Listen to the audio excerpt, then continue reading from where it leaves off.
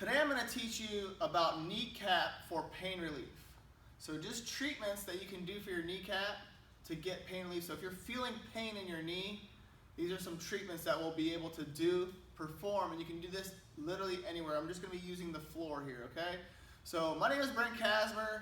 I'm with Brent Kasmer Fitness. And if you're tired of trying to figure things out on your own and you really want someone just to help you, this is when you would reach out and DM me and say, hey Brent, I really want to focus on getting in good shape, and I'm tired of hurting myself, or I'm worried about hurting myself. Then just direct message me or personal message me, and we can set up a phone call and get things rock and rolling. All right. So first things first is obviously you have discomfort, so there is knee pain. So you're just gonna try to sit on the floor, and if you can't get down on the floor, you can sit on a couch, you can sit on your bed, you can do this in your bed if you need to. But your biggest thing is you want your knee to be relaxed, for one, okay? And our goal is to add pressure. So you want to add pressure. So we're trying to get mobility in our kneecap, per se. So you want to see the knee move. So you want to be able to push it forward. So you're seeing me use my thumbs. I don't know if you can see it move, but you're trying to get that kneecap to move forward, and then use your fingers to pull it back. Do you have to use your fingers and thumbs? No. And you're just going to do this 5-10 repetitions. It's not fast. You're not jarring it. If it hurts when you're doing it, don't do this, okay? You never want to make it more painful. So we're just trying to get some mobility in your kneecap. Your kneecap is supposed to float on top of the knee joint. So just floating it back and forth. And then also it moves laterally as well. So I'm not sure, are you able to see that at all? Mm-hmm. So moving it, so same thing, I got a thumb on both sides, bracing up underneath. And you can put a pillow under there. It also helps your leg to relax. So just pushing from one side to the other and just relaxing. And it's not a big movement. Just pushing it from one side to the other. And then you can see if you can just kind of wiggle it around on top also, okay? So just trying to see and create that motion underneath that kneecap. So you would do that to the one knee, even if this is the knee that's bothering you and this one's not, and then just kind of play with the other one as well, so that way it's the same thing, same repetitions, just trying to create that movement with your kneecap. You want to make sure it's nice and loose up there. And the more you do this, the looser it will get. And, like I said, it's up and down and also laterally across the knee joint as well. The next one we're going to do is just some isometric holds. So we're going to tense your thighs. We're going to tense our quads, and then we're going to tense our hamstrings and just hold it for an isometric contraction. So you just want to make it nice and tight. So you'll have your toes pointed up. You can do these both legs at the same time, just bracing yourself. And you're going to feel like you're driving your knee down flat into the ground. So sometimes I'll have clients that can't mentally flex their quad. Give them something to put underneath their knee to help them feel like they're pushing it down and driving. You can almost see like you just saw my foot come up off the ground. So just sitting there, and you're just tensing your quads, the top part of your thighs, driving that knee into the ground, and then relax. Hold this for like 5-10 seconds. 10 seconds might be a long time, so at least 5 seconds. So just counting 1, 2, 3, 4, 5.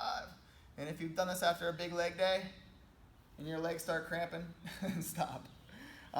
So you want to make sure you're trying to tense those quads. So you would do this 3 to 5 sets as well, okay? So tensing your quads would be an isometric hold. The hamstrings, you would have a bend in your hamstring, in your leg, so bend in your knee, and you're going to have your feet angled up, and you're going to have your heel driven into the ground.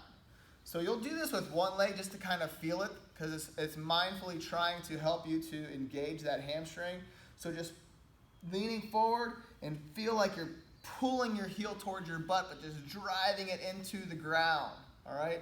So squeeze and then relax. Same thing, 5-second hold, squeeze, bear down on that muscle, and then relax. And the same thing, we'll do this 3 to 5 sets, 5-second holds, and then you'll switch and do the other leg. So far, just a recap, you got mobility of the kneecap, over top of the knee joint, just making sure you're moving it up and down, laterally across the knee, creating that space, tensing the quads, tensing the hamstrings, learning how to engage them, engaging these muscles, taking pressure off the kneecap also. So we've got 4 or 5 there, right there. So 4 treatments already. And then we're going to do some stretches also. So a couple key stretches are we're going to do is a hamstring stretch first. So we got hamstring. So a couple things that tie into the knee and knee pain is your IT band, you got your hamstrings, quads, calves, and then your TFL. So all of these things kind of tie in to cause knee discomfort. All right, so we're just going to run through a couple quick stretches on all of these things, and hopefully this helps you to relieve that pain in your knee. If anything hurts, I'll keep recapping, do not do it. If it hurts, don't do it. All right, so for the quad stretch, you're going to lay on your side.